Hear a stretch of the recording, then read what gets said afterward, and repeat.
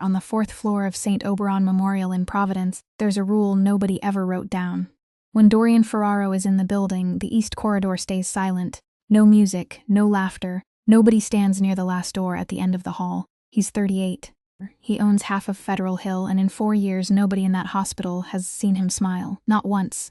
He doesn't raise his voice. He's never had to. At 3 o'clock in the morning in the nurse's break room, Zelda Whitfield didn't know he was already upstairs. She's 27. 6 years on that floor, working double she can't refuse for bills she can't pay. And she just spent 40 minutes watching a first-year nurse sit and shake over a mistake that could end his career before it even started. She couldn't fix it for him, so she did the only thing she had left. She pulled somebody's black coat over her shoulders, picked up a ballpoint pen like it was a scalpel, and dropped her voice as low as it would go. "This IV bag's hanging 2 degrees off-center," she said. "Clearly, the entire hospital has to be torn down." Somebody laughed. She pointed the pen at a broken chair in the corner. "And this chair, it's been leaning left for 3 months. Betrayal always starts with small movements." The room broke. The young nurse finally smiled. Then every sound in that room stopped at once. Dorian Ferraro was standing in the doorway, his coat still wet from the rain, 2 men waiting behind him. Zelda set the pen down on the table. She turned around and she looked up at him. Nobody moved, nobody breathed. And then the man who hadn't smiled in 4 years did something that made his own guards reach inside their coats. He laughed. What happened in that break room would cost one of them everything they had left.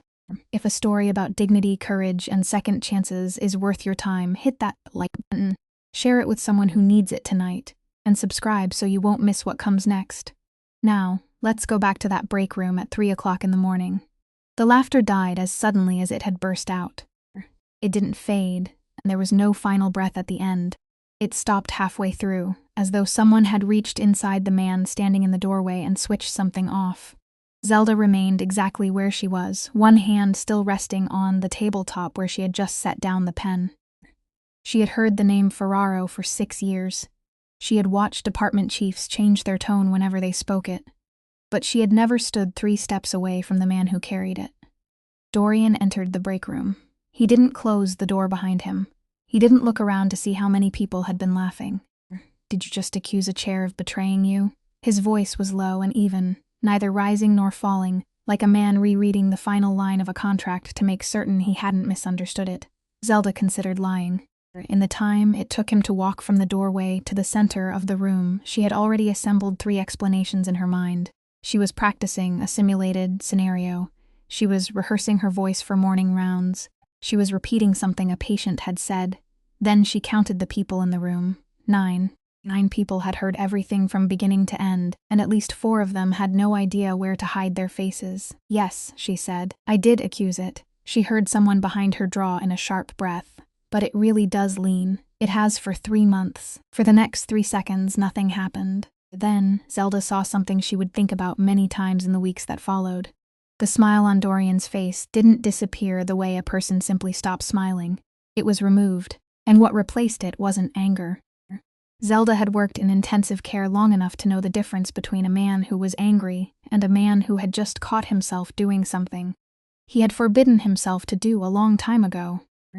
He turned his head very slowly toward the far end of the East Wing corridor, toward the door no one was allowed to stand near. He looked at it longer than anyone needed to look at a door.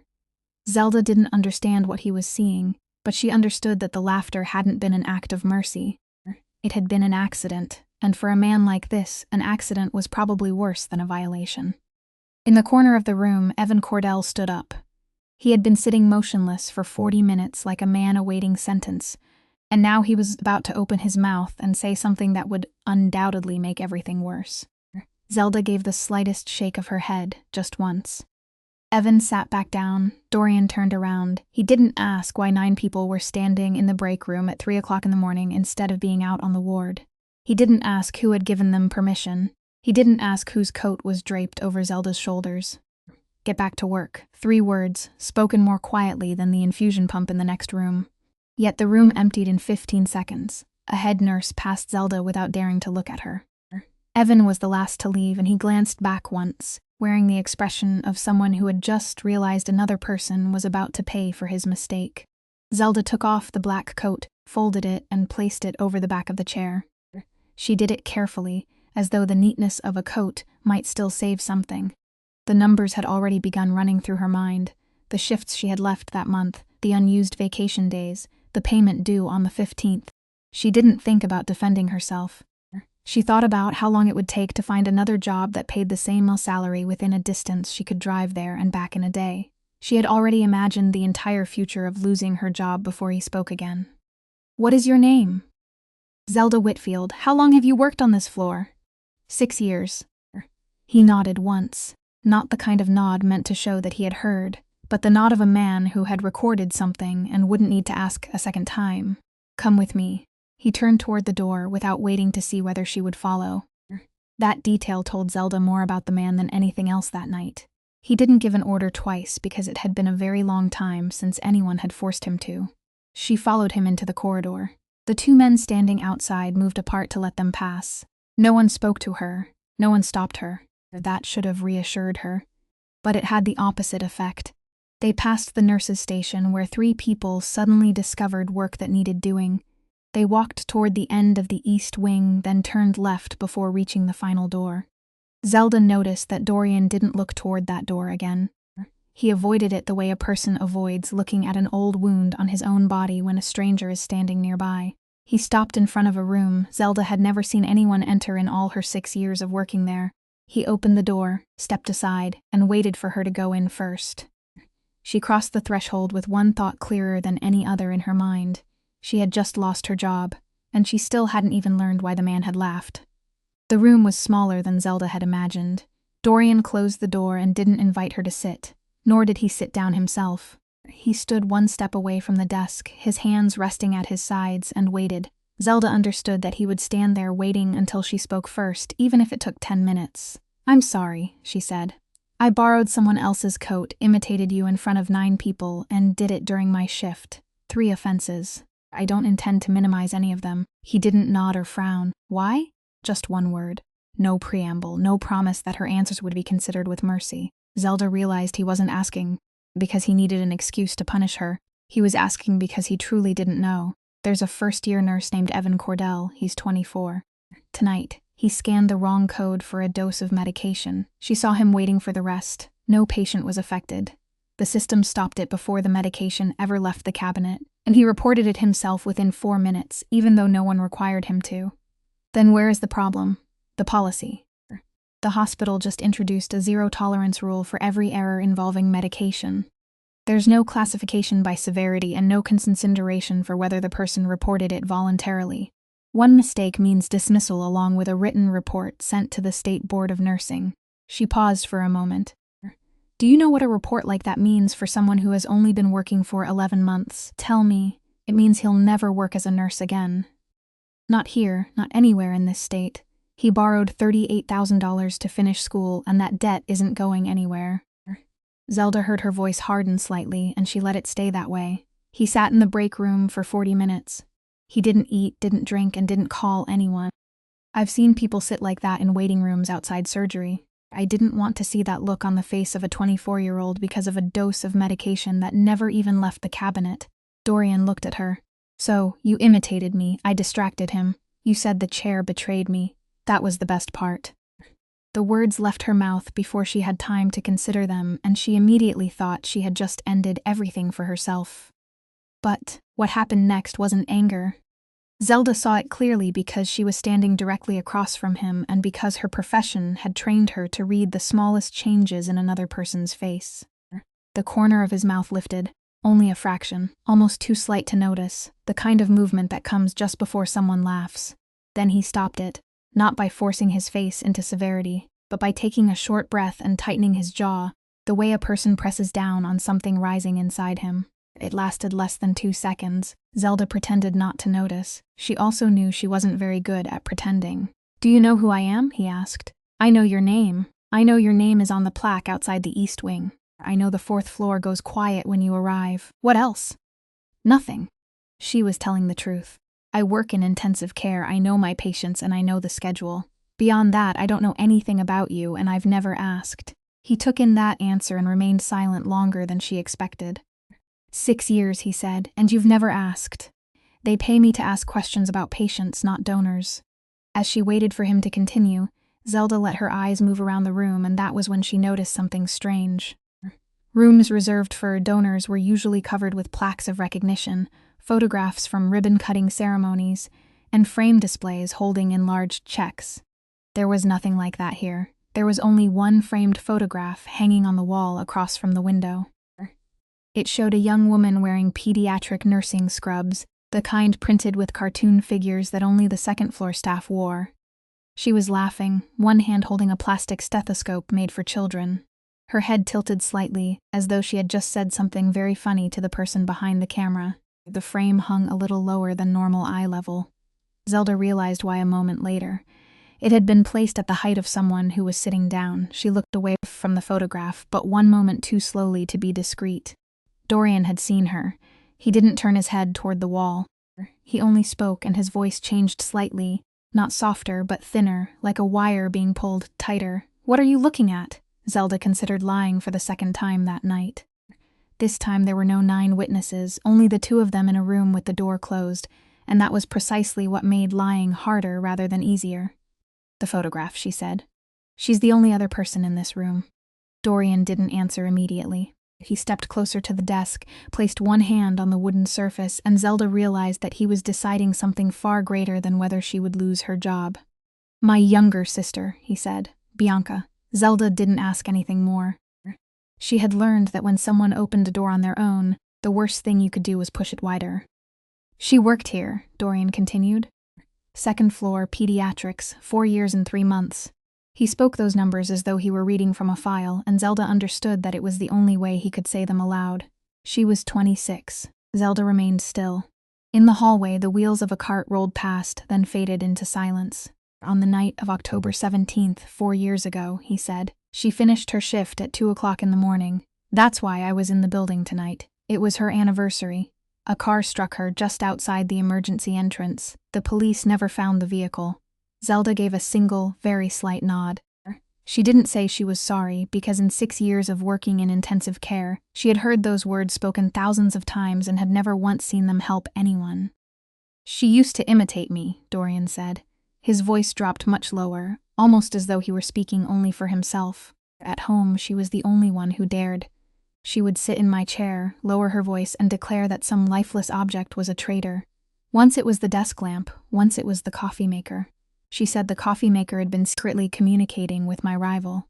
A chill moved down Zelda's spine. She finally understood why the laughter in the break room had been stripped from his face so quickly. She hadn't made him laugh because she was funny. She had accidentally opened a door she hadn't even known existed. "I didn't know I know you didn't." He looked down at the desk. "That night I was supposed to pick her up. I told her 2 o'clock at the emergency entrance. I arrived at 2:11. He stopped. 11 minutes. Zelda said nothing. She had seen enough to know that there were very small stretches of time people carried with them for the rest of their lives, and no calculation could ever make them shorter. "After that night I stopped laughing," he said. "Not because I forced myself to. It simply disappeared. Then when it came back I discovered that it didn't feel like something good. It felt as though I were taking something that didn't belong to me." He raised his eyes to hers. "Tonight I laughed because of her, not because of you. Do you understand?" "I understand." "You don't feel insulted?" "No, I feel relieved." She saw his brow tighten slightly, so she continued. "Because that means you weren't laughing at a nurse pretending to be a crime boss. You were laughing at someone you miss. The second one feels much better." Zelda paused, considered her next words, then said something she wouldn't have said to any other donor in that building. "Don't expect me to tell you to move on. I won't say that. Why? Because it means nothing, and because I don't think your problem is that you haven't moved on." She rested one hand on the back of the chair. "Pain has a cruel habit. It turns every good feeling into betrayal. You laugh once and immediately some part of you says you've just left her behind, so the next time you won't laugh, and the time after that you won't either, until you begin to believe that silence is loyalty, when really it's only a habit." The room remained quiet for a long time. Zelda could clearly hear the air conditioner running. "You speak like someone who has tried it," Dorian said. "How do you know?" Zelda could have said no, and everything would have ended there. "She didn't. 3 years ago my died on the 6th floor of this building," she said. "Pancreatic cancer. I worked nights in intensive care, then went upstairs to sit with him in the morning. I did that for 4 months. After he died, I took extra weekend shifts with a home care service, and I still owe $41,000 for his treatment. She spoke in an ordinary voice, the same voice she used when reading vital signs. My mother is 59. She has young-onset Alzheimer's disease. She lives in a memory care facility, and every month I have to calculate whether I'll still be able to afford it the next month.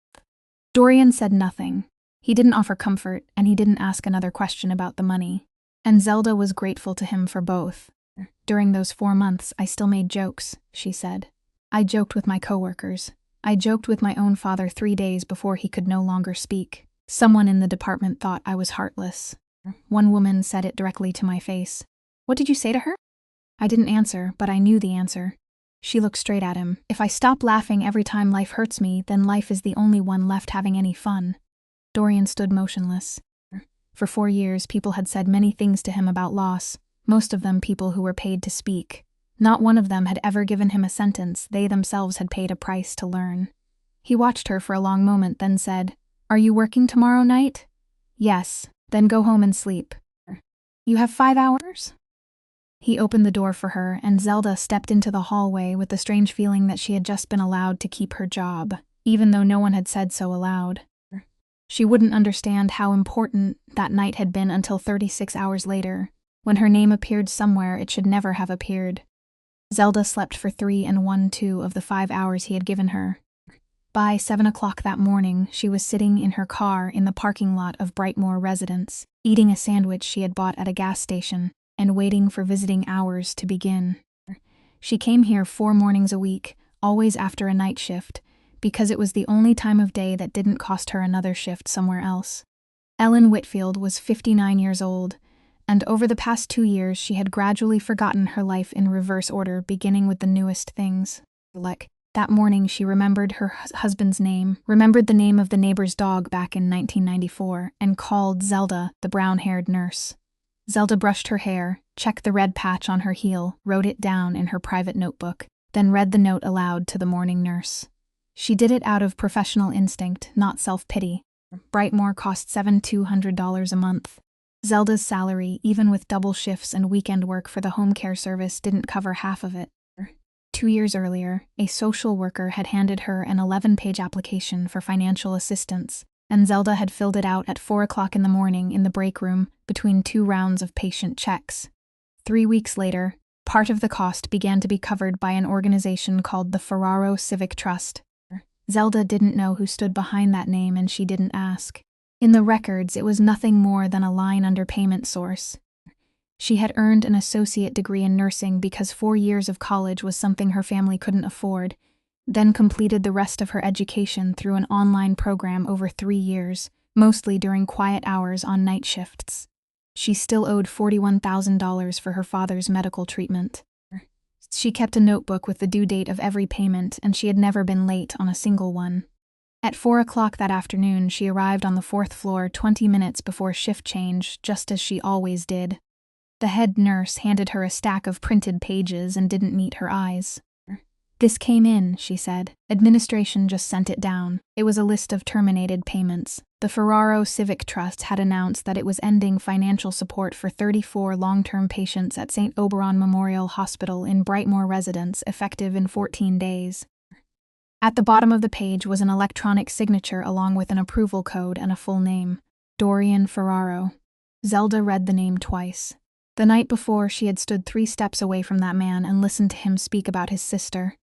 She thought about calling administration for an explanation, then looked at the clock and understood that she didn't have time. 7 of the 34 patients were on her floor. Someone would have to enter each room and tell them. Who is giving them the news? She asked. The head nurse still wouldn't look at her. Administration says it falls to the nurse in charge. Zelda folded the papers, tucked them beneath her arm, and began walking. The first room belonged to an 81-year-old man with end-stage heart failure. He was asleep and his daughter was sitting beside him. After hearing the news, the daughter nodded, then asked whether she could sign the papers to take her father home early so they wouldn't have to pay for the remaining 14 days. The second room belonged to a 73-year-old woman with no relatives listed in her file. She asked Zelda who had made the decision, and Zelda told her honestly that she didn't know. The third room, the fourth, the fifth. Zelda repeated the same sentences at the same pace, and each time she had to wait several seconds before leaving so the person inside had time to ask again. The final room at the end of the hall belonged to Harriet Sloane, 68 years old, a retired elementary school teacher who had spent 39 years in the classroom and had been receiving long-term care since spring. She was sitting upright against her pillows holding a paperback book with a folded corner, and she smiled when Zelda entered. "You're earlier than usual. I have something I need to tell you." Zelda pulled the chair closer and sat down at eye level because that was what she always did when she had to say something difficult. She read the decision aloud, slowly, without using a single technical term. Harriet listened to the end. She didn't interrupt. When Zelda finished, Harriet placed the book on the blanket and carefully smoothed the open page as though it were the most important thing in the room at that moment.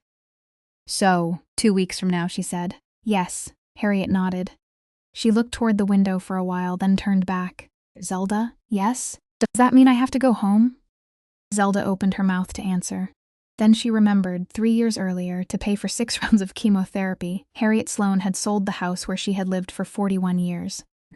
Zelda told Harriet that she didn't know yet, that she would ask again, and that Harriet shouldn't pack anything until Zelda came back and spoke to her once more. Harriet nodded and picked up her book. Zelda left the room, walked straight into the medication room, closed the door, and for the first time during that shift, she opened the packet and read it from beginning to end, instead of looking only at the section related to her floor. The list was arranged alphabetically by facility, then by record number. She moved past the names of the people she had just met, then reached the Brightmoor section in the second half. Number 27, number 28, number 29, Ellen Whitfield. Zelda stood perfectly still. There was no voice in her head, only a very specific sensation in her chest, like the moment an alarm begins sounding and you haven't yet figured out which patient it belongs to. She sat down on the stool in the medication room, with the papers resting on her lap, and for nearly 4 minutes, she did nothing at all. She could see 2 paths before her with absolute clarity. The first was silence. If she said nothing, there might be a review, there might be an exception. A nurse who had worked there for 6 years and whose job had been spared by the head of the trust himself the night before might be removed from the list. One place, one person, her mother. The second path was to speak, and if she spoke, she would speak for all 34 people, including those she had never met at Brightmoor, including the 81-year-old man in the first room, including Harriet Sloane, and in that case, she would no longer be in any position to ask for an exception for anyone. Zelda placed the papers on the table. She didn't call anyone. She didn't send anyone a message. She logged into the computer in the medication room with her own account and opened the section that most nurses never touched. The hospital's electronic medical record system recorded every action in an audit log. 1 line for every time someone viewed, edited, created, or approved a document. Each line included a user code, a device, and a timestamp accurate to the minute. It had been built for inspectors, not for night shift nurses, but access was available to both. Zelda searched for the identification number on the decision ending the payments. The document had been created at 3:06 in the morning on October 18th. She looked at the time and sat up straighter. 3:06 in the morning on October 18th was exactly 20 minutes before Dorian Ferraro had entered the nurse's break room on the 4th floor. She remembered precisely because she had looked at the clock 3 times that night. She remembered him standing in the doorway with rain still wet on his coat. She remembered that he hadn't been holding a phone either in the break room or later in the donor room, and she remembered it clearly because he had been the only person in the building that night who wasn't looking at a screen.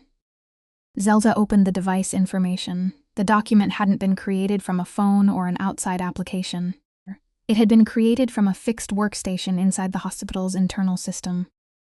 She wrote the workstation code in her private notebook, along with the hour, the minute, and the document number using the same block lettering she used when recording medication doses. Then she called the security office. She didn't explain why. She asked only the single question that a nurse was permitted to ask under procedure. Had the East Wing hallway cameras recorded continuously during the night of October 17th into the morning of October 18th? The officer on duty said yes, the system ran continuously, and the footage was stored for at least 90 days. Zelda thanked him and hung up. She remained seated for a while longer. She understood exactly what she had found, A man couldn't stand motionless in the fourth-floor hallway, beneath a camera, holding nothing in his hands, while at the same time sitting at a workstation somewhere else approving a decision to cut financial support for 34 patients. One of those two things was false, and Zelda was the only person in the building who knew both because she was the only person who had happened to be present in both places on the same night. She printed the document, then she pressed print a second time. She carried 2 identical copies out of the medication room, folded one into quarters, went down to the basement changing room, opened her personal locker, and slipped it between the final 2 pages of the notebook she kept there. She locked the door, checked the handle once, then went back upstairs. She clipped the other copy inside the shift records. 40 minutes later, she stopped by Harriet Sloane's room for the second time that night. Harriet had turned off her reading lamp. "You're still awake?" "Yes, I'm thinking." "Don't think anymore. Tomorrow I'm going to get an answer."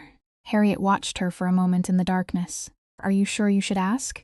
"No," Zelda said, "but I'm going to ask." 34 names rested in the packet beneath her arm, and the 29th name belonged to her mother. Zelda's shift ended at 7:15 in the morning, and she didn't go home. She drove to Federal Hill, parked 2 blocks from the Ferraro Group building, and sat in her car for 10 minutes to make sure her hands wouldn't shake when she held out the papers. Then she went inside. The lobby attendant stopped her the moment she passed through the revolving door. He asked whether she had an appointment. "No." "Then I can't help you. Just call upstairs and say one sentence exactly as I give it to you," Zelda said. "A nurse from St. Abram is holding an order bearing Mr. Ferraro's signature, and he never signed it." The lobby attendant looked at her. She was still wearing her night shift uniform, her hair tied back, and she held a stack of printed pages, a plastic folder. He picked up the phone. The call lasted less than 20 seconds. He put the receiver down and told her to take the elevator on the right. Upstairs, a man was already waiting outside the elevator doors. He was about 40, with the posture of someone who had once served in the military, and Zelda immediately recognized him as one of the 2 men who had stood behind Dorian on the 4th floor the night before. "Nico Barsanti," he said. He didn't offer his hand or ask another question. He simply turned and led the way. Dorian was standing beside his desk when she entered. He didn't seem surprised to see her, and he didn't ask how she knew the address. He only held out his hand. Zelda placed the papers in it. He read them. Zelda watched him read. And she realized that he read like a man accustomed to searching documents for errors, his eyes stopping at the bottom of the page where the approval code and timestamp appeared. When he finished, he returned to the beginning and read the entire thing a second time. "Where did you get this? Administration sent it to the 4th floor yesterday afternoon. I was the one who had to go into each room and tell them. How many people? 34. 7 on my floor, the other 27 at Brightmoor. When does it take effect? 14 days. Dorian set the papers down. "I didn't sign this." "I know." He looked up. "How do you know?" "Because the document was created at 3:06 in the morning on October 18th from a fixed workstation inside the internal system." Zelda continued in the same voice she used when reading vital signs. 20 minutes later, you walked into the nurse's break room on the 4th floor. You weren't holding a phone. The East Wing hallway cameras recorded continuously that night, and the footage is stored for at least 90 days. You couldn't have been in 2 places at once. No one in the room spoke for about 5 seconds. Then Dorian turned to Nico. "Call Klein." Nico dialed. Zelda heard every word because Dorian didn't leave his place and didn't tell her to step outside. Nico informed the hospital director that the order bearing that identification number was suspended immediately, that no further notice was to be sent to any patient or relative from that moment forward, and that the 7 files on the 4th floor had to be restored to active payment status before the end of the day. There wasn't a single threat in the call. None was necessary. The 2nd call went to Brightmoor. The 3rd went to the Trust's finance department, with instructions to place an immediate hold on every pending payment authorization and every pending termination of payment without exception. Zelda looked at the clock on the wall when Nico put down the phone for the last time. 40 minutes had passed since she handed over the papers. 34 people weren't going to lose their beds, and none of them would ever know how close it had come to happening. "Sit down," Dorian said. Zelda sat. He remained standing. He picked up the papers again, turned to the final page, and stared at the electronic signature for a long time. Zelda understood that he wasn't reading anymore. He was calculating. "Have you told anyone about this?" "No." "Did you print another copy?" Zelda considered her answer for exactly 1 beat. "Yes." One copy. It's in my personal locker in the basement. She saw Nico turn his head slightly. Dorian didn't. Good, he said. Don't take it out of there. He placed the papers on the desk and looked at her. Two things were happening in his mind at once, and Zelda knew neither of them. The first was that 36 hours earlier, the woman sitting in front of him had made him laugh for the first time in 4 years. The second was that the same woman had just brought him proof that someone was using his identity to issue orders, and had done it smoothly enough to pass through the entire approval process of a trust bearing his family's name, without a single person in the system stopping to ask a question.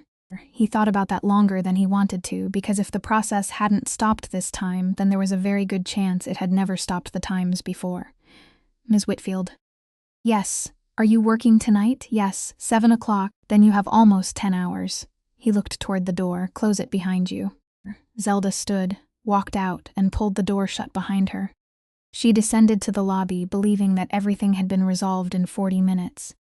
She didn't yet know that what she had placed on his desk wasn't a single mistake, but the first piece of a chain, and that someone had been speaking in Dorian Ferraro's voice inside that building for a very long time.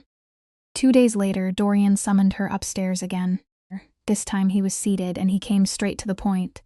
I need to know how many directives have been issued in my name that I never signed. The past 2 years, the entire trust system, along with every related part of the hospital administration. You already have people who can do that. I have 7 people capable of doing it. 6 of them sat in meetings where those directives were read aloud, and not one of them asked a question. This isn't Nico, and Nico can't read medical records. He pushed a sheet of paper toward her. Name the compensation you want. Zelda didn't pick it up. I won't take money. Why? Because if you pay me, then the results I give you will only be worth the amount you paid. I want them to be worth more than that. She placed both hands on the desk. I want 3 things. Say them. First, full access to the audit logs. Not only the medical records section, but also finance and vendor contracts. I need to see user codes and timestamps. I don't need to see the money. Second, the right to question people. I need to be able to speak directly to department heads, not send questions through secretaries and wait 3 weeks. Third, a formal letter of appointment that clearly states the scope of the work, the duration, and approval by the hospital board recorded in the meeting minutes. Dorian looked at her. You don't trust me? I trust you. I don't trust this situation. Zelda continued without looking away. If I go around asking questions simply because you told me to, then 6 months from now people will say I'm a nurse favored by a crime boss who gave herself permission to search through records. But if there's a formal document, then they'll have to argue with the board, not with me. He remained silent for a moment, then nodded. Anything else? Yes. Zelda opened her bag, took out a typed document, and placed it on the desk. I need you to read this before you sign anything. Dorian picked it up. It was a conflict of interest disclosure written in the proper format with her full name, professional license number, and 3 short paragraphs. Ellen Whitfield, 59 years old, was the declarant's biological mother. For the past 2 years, part of her expenses at Brightmoor residence had been paid by the Ferraro Civic Trust. At the time the application for assistance was submitted, the declarant didn't know who stood behind the trust. For that reason, the declarant requested that every record connected to Brightmoor be reviewed and approved by someone else, and that the declarant be permitted to read those files, but not draw conclusions about that group of records. Dorian read the entire document, then read the final paragraph again. You wrote this yourself? Yes. No one asked you to? No. You understand that you've just handed me something anyone could use to remove you from this review? I understand. Zelda held his gaze. But if I don't disclose it myself, someone else will disclose it for me. And then it won't be a declaration anymore. It'll become a discovery.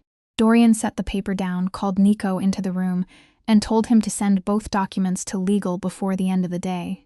3 days later, the board of St. Oberon Memorial Hospital approved the appointment with 6 votes in favor and 1 abstention. Zelda Whitfield was named Interim Compliance Review Coordinator for a period of 90 days, with authority limited to comparing directives against audit logs and no authority to approve expenditures. She continued working 3 shifts a week on the 4th floor because she had asked to. Over the next 11 days, Zelda didn't uncover a single theft. She uncovered a shape. 7 medical supply vendors had been added to the approved list within 18 months, and their prices were 300% above the market average for the most basic items. The kind of supplies used every day that no one noticed because each individual price was small. Not one of those contracts had been open to competitive bidding. Everyone had been signed under an abbreviated approval process reserved for emergencies. The Fund for Uninsured Patients, established to cover emergency cases whose medical be recovered, had been drained to almost nothing within a year, and the ledger described it only as an internal transfer. 19 patients who had once been supported by that fund had their accounts transferred to a debt collection company. Zelda read their names. She recognized 2 of them, and 3 nurses had been reassigned to other facilities within 6 weeks of submitting written questions about discrepancies in the inventory of pain medication. All 3 transfers were recorded as staffing needs. All 3 had been approved under Dorian Ferraro's name. Zelda didn't write a single conclusion.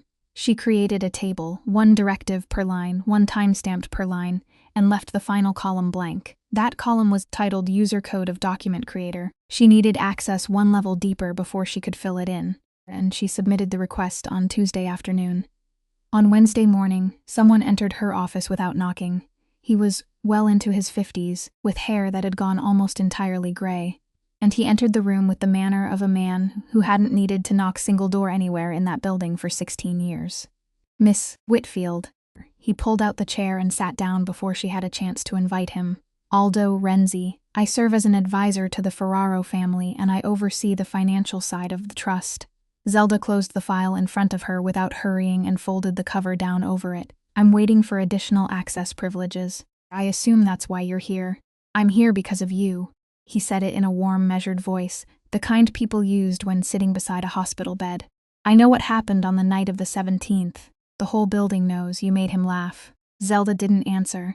It had been 4 years, Aldo said. I sat beside him in the funeral home that day. I was the one who signed the papers for him because he couldn't hold a pen. So when I heard that someone had made him laugh, my first reaction was relief. He paused in exactly the right place. My second was concern. Concern about what? About you. He rested his elbows on his knees and leaned forward slightly. Miss Whitfield, I've been doing this for a long time. I've seen good people placed somewhere they were never meant to be, and I've seen how it ended. You made him laugh, and I understand why that might have confused you about your position. It's a very natural mistake. What is my position? You're a nurse who watches over patients. He smiled without a trace of cruelty. They don't audit trusts. Zelda looked at him. In 6 years of working in intensive care, she had met plenty of people who spoke to her in that tone, most of them second-year residents, but no one had ever done it with this much kindness.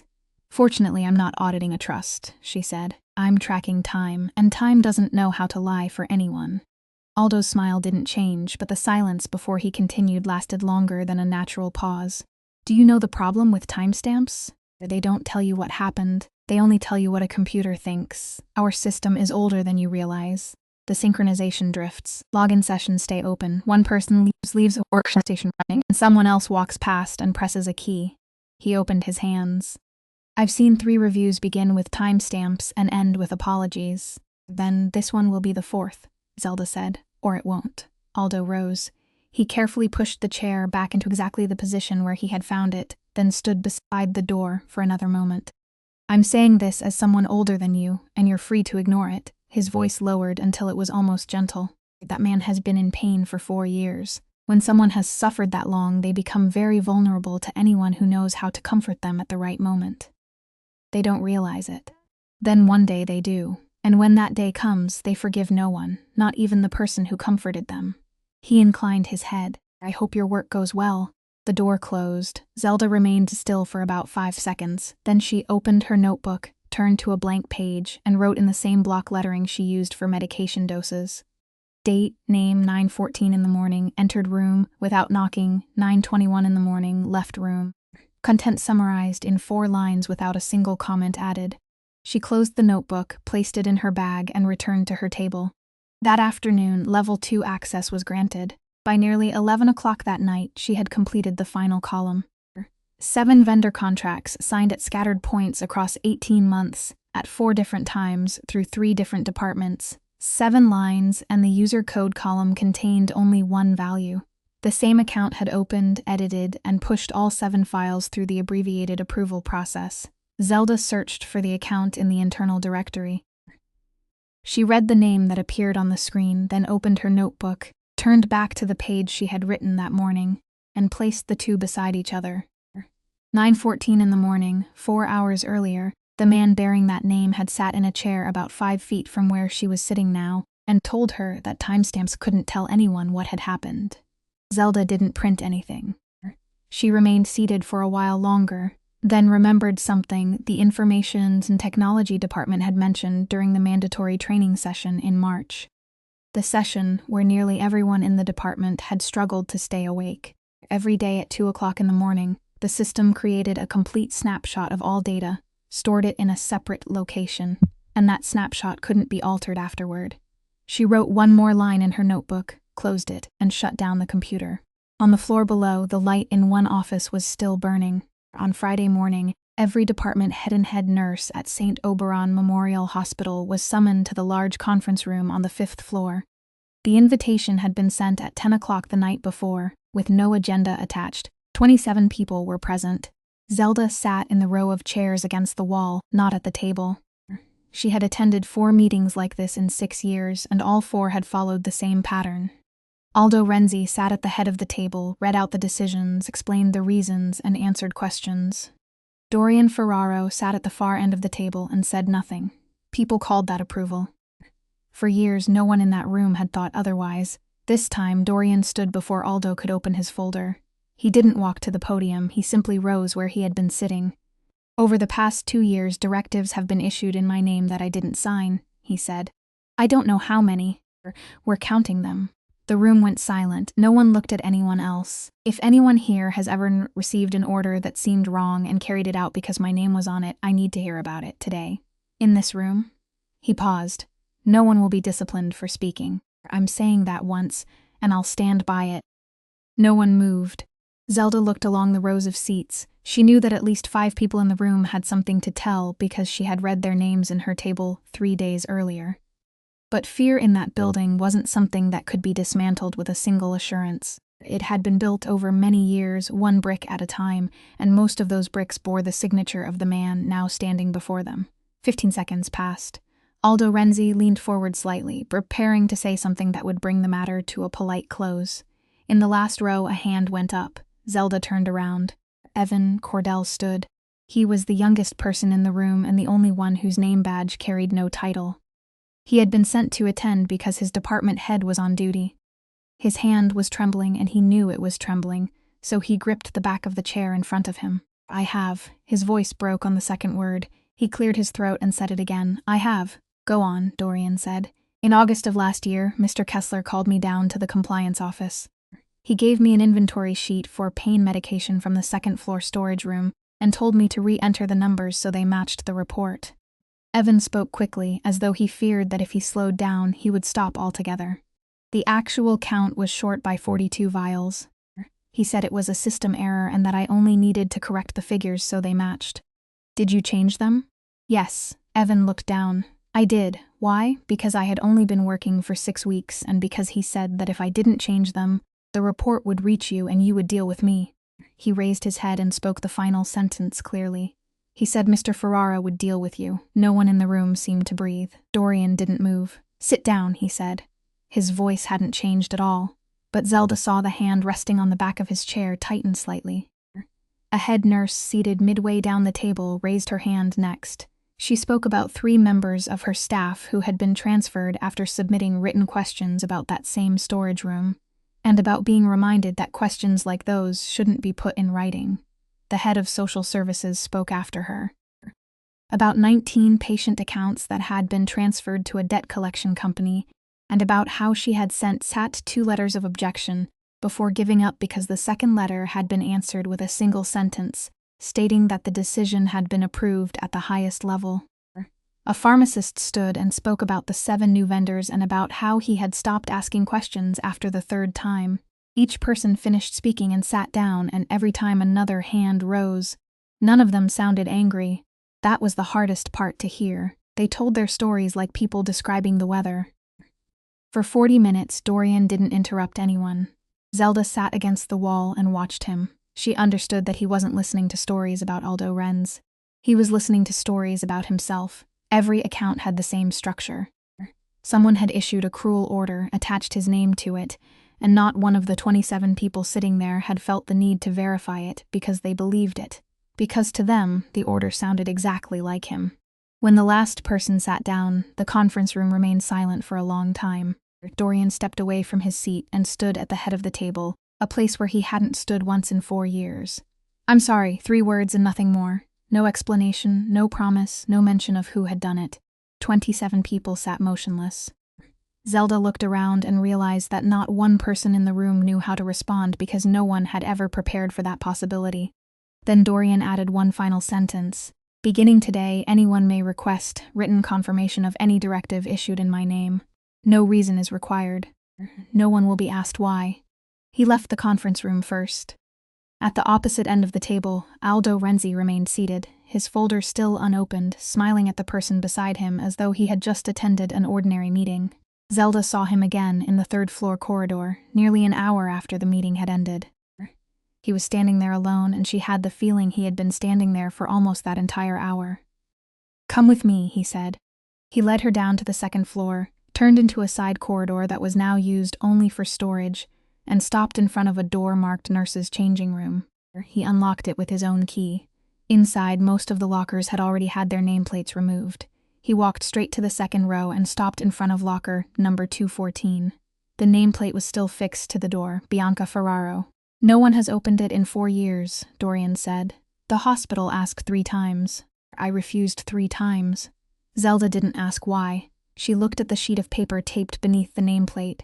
It was a homemade certificate with the kind of cheap decorative border that came preloaded in office software, and the words in the center were printed in bold. "Chair of Unnecessary Opinions." Beneath that was a smaller line with a date and a scrawled signature. She gave it to herself, Dorian said. There was a budget meeting that year, a very long one. She was invited because she represented pediatrics. At the 40-minute mark, she raised her hand and asked to speak, then announced to the entire room that the conference table was far too serious to be trusted, and suggested that the statement be entered into the minutes. Did they put it in? No, but 3 days later, this appeared on her locker. Zelda studied the certificate for another moment. Do you know why she did it? Because she liked provoking me. I don't think so. Zelda turned toward him. Were you in that meeting? Dorian was silent for one beat. Yes. Then she wasn't provoking you. She was telling everyone in the room that someone was allowed to open their mouth. Zelda continued in an ordinary voice. This morning, I sat in the 5th-floor conference room and counted. 27 people were present. It took 15 seconds and a 24-year-old nurse before the first person raised a hand. She probably would have found that difficult to understand. What are you saying? I'm saying that for the past 4 years, inside the building where your sister once appointed herself chair of opinions, you allowed exactly one man to become the only person permitted to have one. Dorian opened his mouth to object. Zelda saw it clearly, saw the answer already taking shape on his face. Then he stopped. He looked at the certificate and he laughed. This time, nothing burst out. It was only a short breath through his nose, accompanied by the slight lift of one corner of his mouth. The laugh of a man who had just been seen through and knew he couldn't argue his way out of it. Zelda waited to see whether he would remove it as he had before. He didn't. He allowed it to remain for several seconds. Then it faded on its own, and he didn't tighten his jaw, didn't draw in a breath, didn't do anything to punish himself for having laughed. Zelda said nothing about it. She thought that if she did, it might never happen a third time. Miss Whitfield? Yes. Beginning today, I'm assigning someone to accompany you at the hospital and when you go home. No. He turned to look at her. Do you understand who Renzi is? I understand that he was the only person who opened all 7 of those contracts, Zelda said. And I understand that he sat in my office on Wednesday and told me timestamps couldn't be trusted. She continued before he could answer. But if you assign someone to follow me, then when I present my findings in 2 weeks, the first question people ask won't be whether the findings are true or false. The first question will be why a nurse has a bodyguard. Then what do you want? 3 things, just like last time. Zelda raised one finger. First, my access remains unchanged, even if someone requests that it be withdrawn. Second, my right to question people remains unchanged, even if the person I need to question is Mr. Renzi. She paused. The third is harder than the other 2. Say it. When I present my findings, don't defend me. Dorian frowned. If you defend me, I become your person. But if I present the evidence and you remain silent while the board checks every line for themselves, then I become the person with proof. Zelda looked directly at him. And I need you to listen to me without deciding that I'm being emotional. People say that to female nurses often. It's very convenient because it allows the listener to avoid answering the question. Dorian was silent for quite a long time. Are you afraid? Yes, he hadn't expected that answer. But being afraid doesn't mean he's right, she said. He nodded once. All right. Then he locked the changing room door and they walked back toward the main corridor. Inside, Zelda's bag was her table with all 7 lines now complete in the final column. She could take it before the board on Monday morning. She also knew that 7 contracts weren't enough to prove where the money had gone, and that if she submitted the evidence too soon, Aldo would have time to explain away every line. But every day she waited created another possibility that someone would be forced out of a hospital bed. Zelda decided to wait another 10 days. She didn't use all 10. On Monday morning, Aldo Renzi submitted a 2-page petition to the hospital board. It said nothing about the contracts, nothing about the audit, and not one sentence carried the tone of an attack. It merely included an attached document, and that document was the conflict of interest disclosure. Zelda Whitfield herself had written and signed, confirming that her biological mother was a beneficiary of the Ferraro Civic Trust. Aldo wrote that he greatly valued Ms. Whitfield's honesty. He wrote that it was precisely because of that honesty that the board had an obligation to act. He recommended suspending the financial assistance provided to Ellen Whitfield for the entire duration of the review to ensure that the person conducting the review didn't benefit from the trust she was examining. The petition ended with a sentence stating that the assistance would be considered for reinstatement once the work was complete. The board approved it that same afternoon. Dorian read the decision at 4 o'clock. He called legal counsel, and they told him exactly one thing. If he intervened to preserve the assistance, he would prove with his own hands that the reviewer was being protected by him, and the entire review would lose its value before any board that examined it. He put down the phone and didn't intervene. At 10 o'clock Tuesday morning, the Rhode Island Board of Nursing received an anonymous complaint. It accused registered nurse Zelda Whitfield of diverting pain medication from the 4th floor intensive care supply room over a period of 14 months. Attached to the complaint was an extract from the medication scanning log, printed directly from the system, showing her name and employee code on 23 withdrawals. 9 of those 23 withdrawals had occurred during shifts when her name didn't appear on the staffing schedule. Under regulations, when an allegation involving controlled substances was supported by documentary evidence, the board had the authority to issue a temporary seat suspension before conducting an investigation. The order was signed at 11:40. Zelda was making rounds when the internal phone system summoned her to the 5th floor. Theodore Klein, the hospital director, sat behind his desk with 2 representatives from Human Resources standing on either side of him.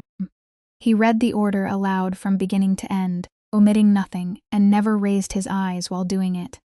Then he said that under hospital policy, anyone whose license had been suspended couldn't continue having contact with patients, couldn't enter any treatment area, and couldn't retain access to the hospital system. He said her position as interim compliance review coordinator was also suspended pending the outcome of the investigation. He asked whether she had any questions. Zelda asked one. Who filed the complaint? It was anonymous. Then who supplied the medication scanning log attached to it? No one outside the hospital could have obtained that. Klein looked down at the papers before him. I don't have that information. Zelda didn't ask anything else. She placed her employee badge on the desk. One of the Human Resources representatives picked it up, passed it over a scanner, and a message appeared on the screen stating that the badge had been deactivated. It happened in 3 seconds, and no one in the room said a word. That same afternoon, Ray Kessler, head of the Trust's compliance department, forwarded the entire file to the Rhode Island Attorney General's office, accompanied by a formal letter stating that the hospital had discovered evidence of controlled substance diversion and was legally obligated to report it. Every detail of that letter followed procedure down to the final period. Zelda was escorted downstairs in the staff elevator. No one touched her. One Human Resources representative walked ahead of her, the other behind, and they maintained a distance of 3 steps, exactly as the guidelines required. She passed the 4th floor nurse's station at 12:18, in the middle of her own shift. 2 coworkers standing there turned away. Another looked directly at her and didn't know what to say, so said nothing. At the far end of the corridor, Evan Cordell stopped halfway across the hall, with a stack of patient charts in his hands, and watched her. Zelda gave the slightest shake of her head just once, exactly as she had in the break room 3 weeks earlier. He remained where he was. She was still wearing her uniform. No one told her to change, and she didn't ask. When she reached the parking lot, she opened her car door, sat down, and didn't start the engine right away. She took her notebook from her bag, opened it to a blank page, and began writing. Date, time the suspension order was received, time her badge was taken, the names of the 3 people present in the room, the exact question she had asked, and the exact answer she had received. She recorded everything in the same block lettering she used for medication doses, leaving out no detail, then closed the notebook. For the next 20 minutes, she sat motionless in the car. She didn't call Dorian, she didn't call a lawyer. She took out her phone, opened the calendar, and calculated how many times the money left in her account could cover $7,200. Then she remembered that the assistant had been suspended the previous afternoon, and she began the calculation again using the full amount. The answer was 1 month, perhaps a month and a half. The notice from Brightmoor residents arrived 9 days later by certified mail, and Zelda signed for it at the door. There was nothing improper in its contents. The facility informed her that Ellen Whitfield's residency agreement was being terminated because payment could no longer be guaranteed, effective 30 days from the date of receipt, and included a list of 4 alternative facilities within the state, along with a guide explaining the right to appeal. Zelda read everything, including the fine print, then called all 4 facilities on the list. The first didn't accept patients with moderate-stage dementia. The second had an available bed, but required a deposit equal to 3 months of care. The third charged more than Brightmoor. The fourth said its waiting list was 14 months long. Over the next 2 weeks, she called 26 more places.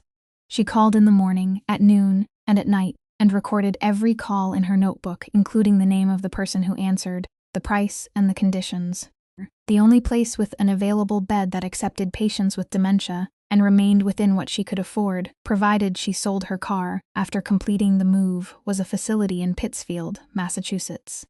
The drive there from Providence took nearly 3 hours. Zelda called a second time to make certain and reserve the bed. The final day of the 30-day period fell on a Thursday morning. She arrived at Brightmoor at 7 o'clock. She packed her mother's belongings herself because she didn't want the staff to do it. 4 bags, 1 box of photographs, and a wool blanket Ellen had used since Zelda was still in high school. She signed the discharge papers, received the remaining medication, and a copy of the medical records, then helped her mother into the car. Ellen sat in the front passenger seat, with her hands resting on her knees, and during the 3-hour drive she asked 4 times where they were going. 4 times Zelda answered with the same sentence in the same tone because that was the proper way, and because she was a nurse before she was a daughter. They arrived at 11 o'clock. The admission process took 2 hours. Zelda sat filling out forms, reviewed the medication list with the nurse on duty, and repeated 3 times that her mother had a red area on her right heel and needed to be repositioned every 2 hours. The nurse wrote it down. Then they took Ellen to her room. It was a shared room with 4 beds. Hers was the 3rd bed from the door. Zelda helped her mother sit down, spread the wool blanket over the bed, and placed the box of photographs on the small table beside it. She returned to Providence that same day because she had 2 appointments the following morning with the lawyer assigned by the hospital. She drove back to Pittsfield on Saturday evening. The journey took 3 hours, and she arrived shortly before 9 o'clock at night, then asked permission to stay beyond visiting hours. The night attendant looked at the uniform she was wearing, nodded, and asked nothing more. Zelda was still wearing it. She had worn it almost every day since her badge had been taken. She didn't examine the reason. She only knew that each morning when she opened the closet, it was what her hands reached for. Ellen was awake.